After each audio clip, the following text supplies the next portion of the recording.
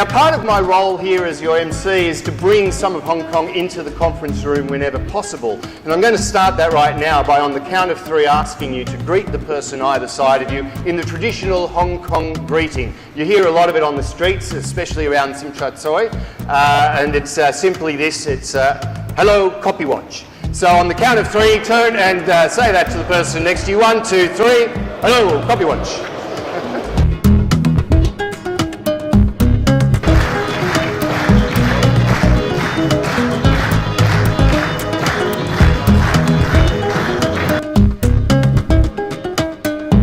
I hope you all got scanned for your CPD points as you came in the door. I think really if you're turning up to the last sessions on a 3-day conference, you should be getting double points. Who's with me on that? Yeah.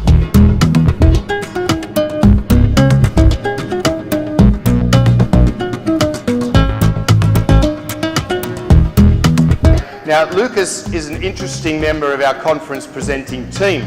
He was born in Krakow, Poland, and has a great-grandmother who actually met Rasputin. So to find out which investment vehicles you shouldn't touch with a 10-foot pole, let's welcome to the stage our 6-foot pole, Lucas de Porte!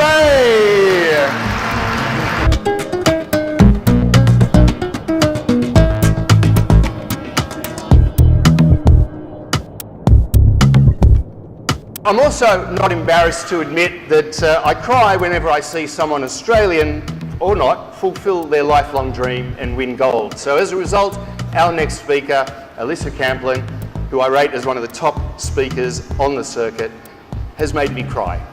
One of a rather large number of women to have done so, not all Olympic related.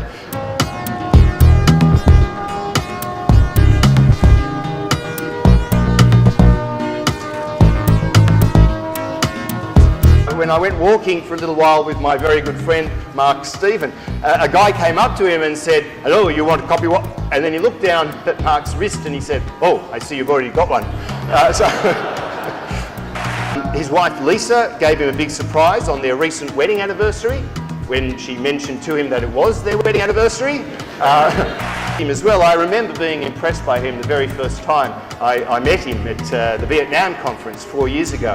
And if I remember correctly, I think it was when I walked in accidentally to the annual general meeting of the Mark Stephen Appreciation Society. And I think I have a photo of that moment. Yeah, there it is. So, Mark Stephen!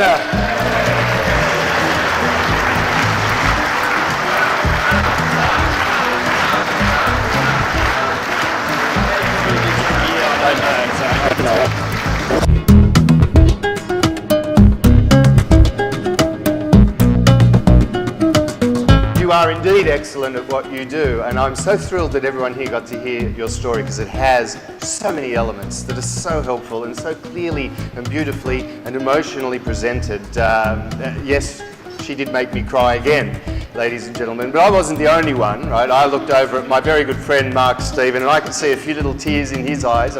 I mean, I know he's a tough character, but he's surprisingly emotional. He always cries, for example, when he goes to the movies. Granted, it is when he buys the tickets.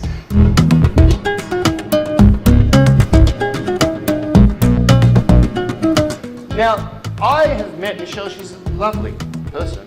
She doesn't train me. I get this physique through other methods. But you need to be viewed as that kind of an expert as well. How do you do it? Well, what sort of things do you think you can do? You also could be writing articles. I know, Andy, you've written a couple of books and new ones just come out. Is that right? Okay, I look forward to colouring it in.